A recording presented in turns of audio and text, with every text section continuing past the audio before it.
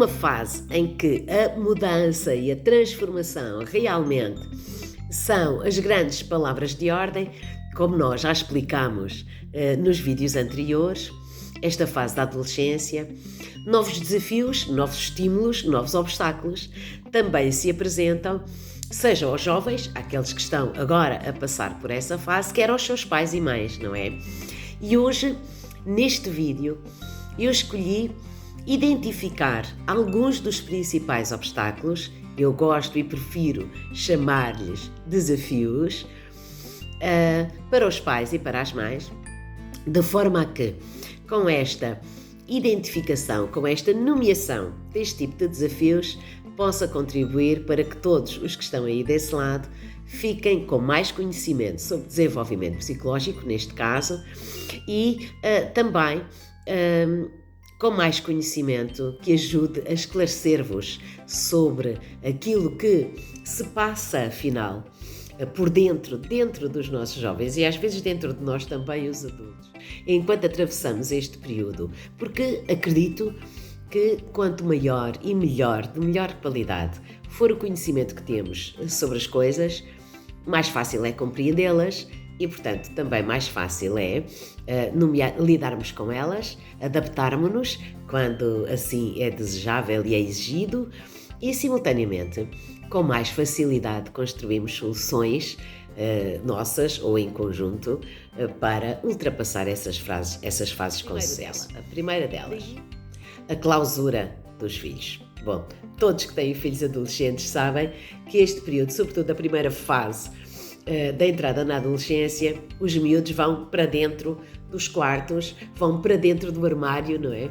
Como nós às vezes dizemos, e às vezes teimam e não querem sair de lá por nada. Esta clausura tem um propósito, ou seja, de outra forma, tem uma data de processos que serve, ou seja, a clausura sustenta-se e também serve uma data de processos que estão operantes dentro da vida psíquica dos nossos jovens. E a maior parte dos processos tem que ver com um grande acontecimento que deve acontecer e está a acontecer durante esta fase, que é o processo, ou a compleição, portanto, do processo de individualização. Nós já falámos desta individualização no primeiro vídeo, quando se tratava de conversarmos sobre a construção da identidade. Essa construção da identidade, que de alguma maneira também se consolida nesta fase da adolescência, passa, entre outras coisas, por processos de individualização, e essa individualização nada mais é do que o completar também de um grande período, já em curso há mais tempo, de processos de separação e individuação.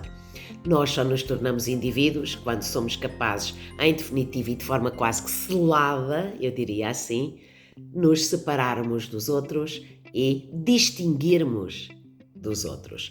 E isto na adolescência, em que é particularmente importante que esta individualização, para realmente selagem e para consolidação da construção da nossa identidade se faça, exige que os jovens se afastem de nós sobretudo dos pais, não é? E da família, que é onde os processos começam por operar com mais força. Portanto, pais e mães que começam a assistir aos seus filhos a ficarem mais reservados, a ficarem mais tempo no quarto e a não quererem participar nas coisas, não quererem sair do quarto para fora, para nada, às vezes nem para comer, nem para coisa nenhuma, bom, enfim, que se começam a ficar mais calados e, portanto, mesmo quando saem do quarto se partilham menos, que é a mesma coisa que dizem que continuam no quarto, lá para dentro do quarto deles, etc.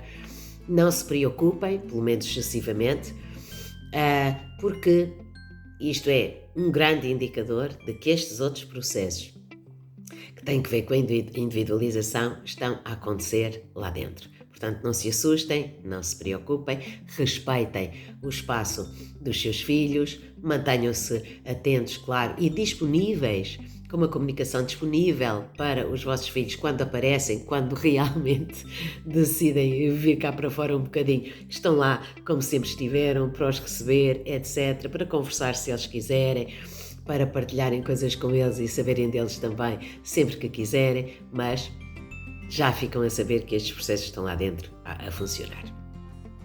Outro grande desafio, que se prende depois com este, ou se articula, é a estranheza dos pais e das mães de cada vez que os filhos aparecem da clausura. Foram uma semana toda para o estaleiro, vamos imaginar, portanto para dentro do quarto, e quando saem para fora, são outros. E nós já não os conhecemos outra vez. E depois voltam outra vez, e depois saem outra vez e nós já não os conhecemos outra vez. E portanto, esta estranheza por estas mudanças que os filhos têm, não é? E que depois muitas vezes são sinalizadas de várias maneiras, não é? De repente os miúdos mudam de comportamento, mudam de atitude, apresentam-se com opiniões sobre as coisas da vida que não lhes conhecíamos, apresentam-se com gostos diferentes, a maneira de vestir é diferente, às vezes de um mês para o outro já não gostam das mesmas coisas, já não se vestem da mesma maneira, mudam a cor do cabelo, cortam não sei o quê, já não querem ir aos desportos que estavam, porque entretanto perderam o interesse, agora estão muito interessados em coisas que nós nem suspeitávamos, quer dizer, parecia que não tinham nada a ver com eles, não é?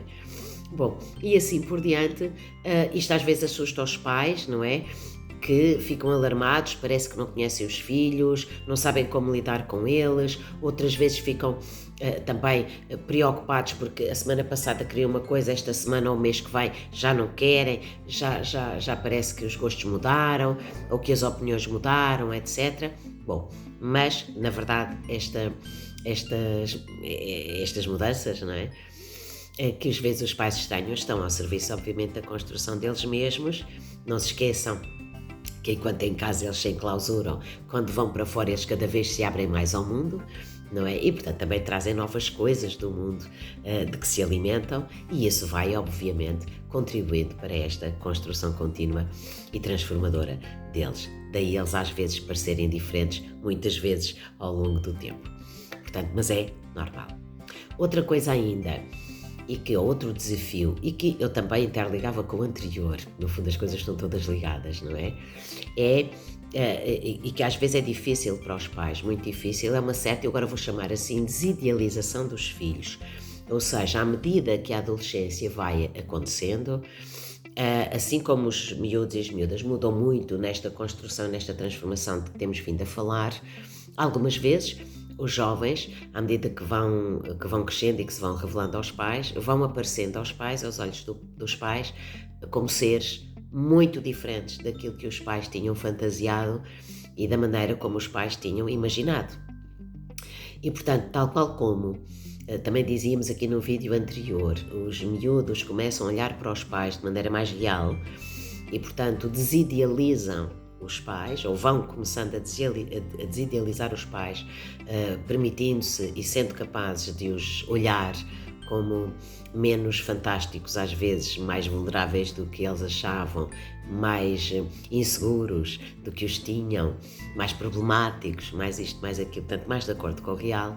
De igual forma é importante que os pais consigam ir aceitando, ir adotando, ir acomodando cá dentro os novos filhos que vão acontecendo e, portanto, também, simultaneamente, vão deixando cair, desidealizando os jovens que imaginaram um dia, quando eles eram crianças, que iriam ter em casa.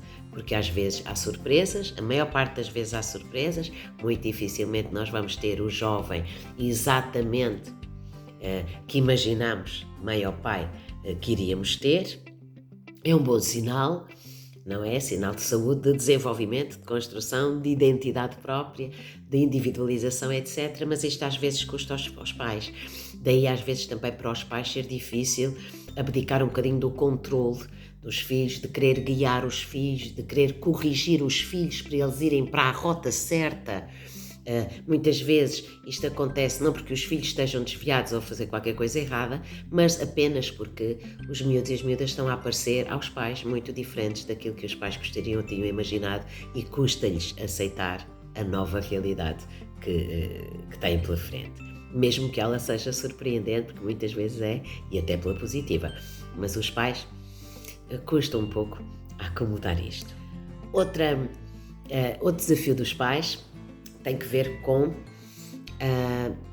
a aceitação que precisam de ir tendo para perceber que os seus filhos jovens vão escolhendo, vão começando a escolher novas pessoas para amar fora de casa e, portanto, além da família. Sejam lá essas pessoas novos pares, portanto, estejam dentro dos pares, como aqueles a quem vão escolhendo amar e a quem se vão querendo ligar amorosamente, sexualmente, etc. Porque os primeiros amores, os primeiros casos, os primeiros namoros, sei lá, começam a acontecer nesta fase. E, portanto, quando começam a acontecer, esses que amamos, que desejamos, que queremos estar perto, ganham chão na vida dos jovens e fazem com que a família perca chão. Portanto, e isto é difícil, às vezes, para os pais de aceitar e de perceber, assim como na vida dos jovens, novos adultos ganham terreno, além dos pais.